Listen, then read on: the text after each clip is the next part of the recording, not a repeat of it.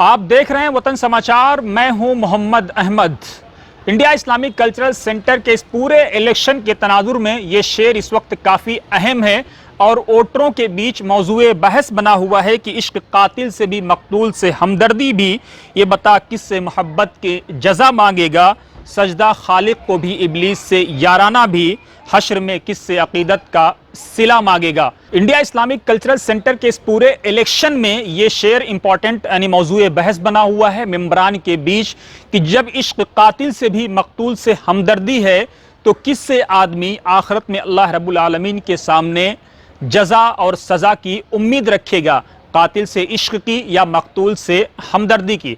अब सवाल यह है कि इस पूरे इलेक्शन को अगर देखें तो इस माने में काफ़ी अहम हो गया है कि एक तरफ जहां डॉक्टर माजिद अहमद तालीकोटी जो मुस्लिम राष्ट्रीय मंच से जुड़े हुए हैं, जो आरएसएस यानी राष्ट्रीय स्वयंसेवक संघ की मुस्लिम विंग कही जाती है, हालांकि कभी भी संघ ने आधिकारिक तौर पर इस बात की पुष्टि नहीं की है, लेकिन इंद्रेश कुमार जैसे नेता जो खुद राष्ट्रीय स्वयंसेवक संघ से जुड़े हुए हैं, उनका इस संगठन का नेतृत्व करना, इसकी अगुवाई करना, यह साबित करता है कि कहीं ना कहीं इसका डायरेक्टली इनडायरेक्टली आरएसएस से एफिलिएशन है।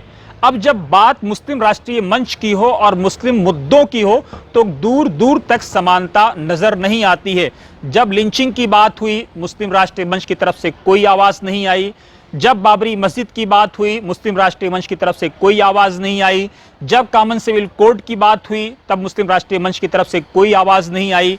जब अलीगढ़ मुस्लिम यूनिवर्सिटी या जामिया मिल्लिया इस्लामिया के अकलियती किरदार या इसके कैरेक्टर को असैसिनेट करने की बात हुई, तब मुस्लिम राष्ट्रीय मंच की तरफ से कोई आवाज नहीं आई। हालांकि डॉक्टर माजिद अहमद तालीकोटी ने यह जरूर कहा कि अलीगढ़ मुस्लिम यूनिवर्सिटी का अल्पसंख्यक किरदार कोई नहीं छीन सकता है, लेकिन अभी तक उनकी तरफ से इस सम्त में क्या पेशरफ्त हुई, ये अभी तक किसी के सामने नहीं आई है ये बात।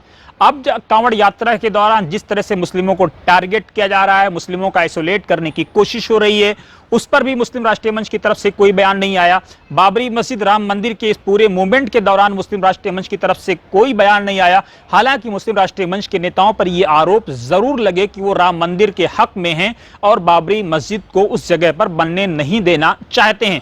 ये और बात है, सुप्रीम कोर्ट का फैसला आया, सुप्रीम कोर्ट ने जो कुछ कहा वो दुनिया के सामने है। साफ कहा कि वहां पर कोई मंदिर पहले से नहीं था, मस्जिद मंदिर तोड़ करके नहीं बनाएगी। उसके बाद जिस तरह से मस्जिद की जमीन मंदिर को दे दी गई, उस पर बहस करने की जरूरत नहीं है, ये बात जग जाहिर है। अब इंडिया इस्लामिक कल्चर सेंटर के इस पूरे चुनाव पर हम आते हैं तो देखते हैं कि एक तरफ जहां doctor Majid Ahmed Talikoti team SQ के लिए गले की हड्डी बन गए हैं और सिराज साहब को उन्होंने काफी मुसीबत में डाल दिया है। सिराज साहब अब क्या करें? सिराज साहब ने शायद कभी नहीं सोचा होगा कि उनका यह फैसला उनके लिए इतना घातक हो जाएगा, क्योंकि पहले से ही सिराज साहब पर बीजेपी के साथ जुड़े रहने, बीजेपी के साथ एसोसिएट होने, बीजेपी के साथ सॉफ्ट कॉर्नर रखने का आरोप लगता रहा है। और आरोप नहीं बल्कि मौके मौके पर इसके प्रमाण भी आते रहे हैं, जिसको आप वीडियो के माध्यम से टीवी स्क्रीन पर हमारे आप देख सकते हैं। अब सवाल यह पैदा होता है, जब खुद सिराज साहब बीजेपी से जुड़े हुए हैं, जब खुद डॉक्टर माजिद अहमद तालीकोटी राष्ट्रीय स्वयंसेवक संघ की मुस्लिम विंग से जुड़े हुए हैं, अब मेंबरान क्या करें, मेंबरान किस तरफ जाएं? क्योंकि जाहिर सी बात है इंडिया इस्लामिक कल्चर सेंटर का यह चुनाव मेंबरान के लिए काफी अहम हो गया है, क्योंकि एक तरफ मेंबरान ये डर दिखाने की कोशिश हो रही है डायरेक्टली या इनडायरेक्टली कि आरएसएस डॉक्टर माजिद अहमद तालीकोटी के साथ है। आरएसएस ने कभी कोई ऐसा बयान नहीं दिया, मुस्लिम राष्ट्रीय मंच ने कभी कोई बयान नहीं दिया कि हम डॉक्टर माजिद अहमद तालीकोटी को सपोर्ट करते हैं। ना बीजेपी की तरफ से कोई बयान आया, क्योंकि बीजेपी के एक स्वयं नेता सुहेल हिंदुस्तानी चुनाव लड़ रहे हैं, जो जनसंघ से बाई बर्थ भाजपा से जुड़े हुए हैं, जिनका वोट फॉर नोट कांड में एक बड़ा नाम था, जिन पर कई सारे संगीन आरोप वोट फॉर नोट कांड में लगते रहे, तो वो खुद बीजेपी से जुड़े हुए हैं। इसलिए अब बीजेपी ना तो सुहेल हिंदुस्तानी के साथ खुल के समर्थन में आ रही है और आएगी भी नहीं, और ना ही डॉक्टर माजिद अहमद तालीकोटी की, क्योंकि बीजेपी को न इंडिया इस्लामिक कल्चर सेंटर से कोई वाबस्तगी है, ना जरूरत है। जाहिरी तौर पर अगर देखा जाए, बातनी तौर पर क्या कुछ होता है आप सब कुछ समझते हैं, उसे बताने की जरूरत नहीं है। अब कई बार यह अफवाह उड़ाएगी कि पीएमओ से नाम आया डॉक्टर माजिद अहमद तालीकोटी का, जबकि अभी तक इसकी कोई पुष्टि नहीं हो चुकी है कि इसका सिरा कहां है और इसका पैर कहां है। इसलिए इन तमाम खबरों के बीच में सिराजुद्दीन कुरैशी साहब अपने आप को किस तरह से घिरा हुआ महसूस करेंगे, ये तो 11 अगस्त को पता चलेगा। दूसरी तरफ सबसे भरोसेमंद जो कलीमुल हफीज साहब सराजुद्दीन कुरैशी साहब के लिए हैं, कलीमुल हफीज साहब का हर रोज कोई ना कोई नया वीडियो जो उनके पुराने इंटरव्यूज उन्होंने दिए हैं आ जाता है। कभी वो 300 करोड़ का हिसाब मांगने वाला आ जाता है, कभी कलीमुल हफीज साहब का ये वीडियो काट कर चलाया जाता है कि सिराज साहब की मर्जी के बगैर इंडिया इस्लामिक कल्चर सेंटर में पत्ता नहीं हिलता था। कभी ये कहा जाता है कि इतने सिराज साहब का इतना टेरर था कि इन बीओटीज को 75 साल की उम्र के बाद भी वो सिराज साहब छोड़कर जाने के लिए तैयार नहीं थे, इसलिए उनको कोर्ट का मजबूरी में सहारा लेना पड़ा। तो कहीं ना कहीं वो सिराज साहब के साथ जुड़ने से पहले बीओटीज के साथ नजर आते हैं। कभी ये आ जाता है कि सिराज साहब ने अपने एम्प्लॉइज को या अपने लोगों को या अपने नौकरों को वोटर बना रखा है। इस तरह की बातें डायरेक्टली या इनडायरेक्टली वीडियो के माध्यम से कलीमुल हफीज साहब की तरफ से आती हैं। तो कई सारी ऐसी चीजें हैं जिसने अब इस पूरे इलेक्शन को सिराज साहब को घेर करके रख दिया है। जाएं तो कहां जाएं, करें तो क्या करें, सोचे तो क्या सोचें, एक ऐसा सवाल है, एक ऐसी चीज है जो सिराज साहब के गले की हड्डी बन गई है।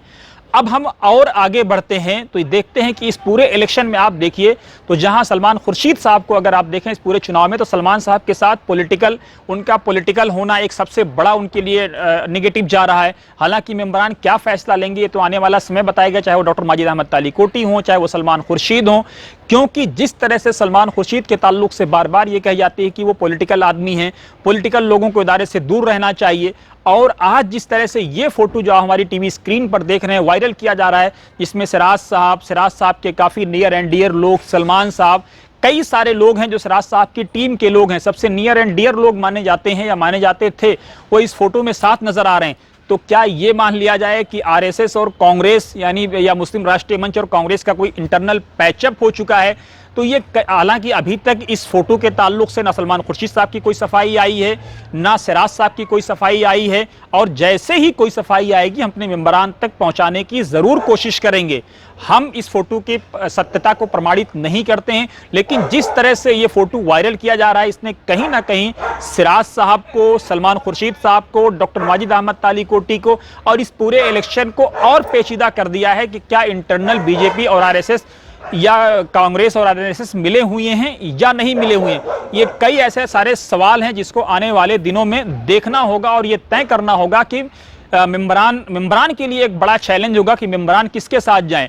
जहां सलमान साहब के साथ ये सेटबैक है कि साहब लगभग 72 ईयर के वो हो जाएंगे, उनके पास 3 साल 3 महीना या उससे कुछ कम या उससे कुछ ज्यादा का समय बचेगा, तो mid year election India Islamic culture centre पे थोपा जाएगा, क्योंकि एमओए में कोई ऐसा क्लॉज नहीं जो वाइस प्रेसिडेंट को ये पावर देता हो कि वो प्रेसिडेंट के चार्ज को ले सकता हो।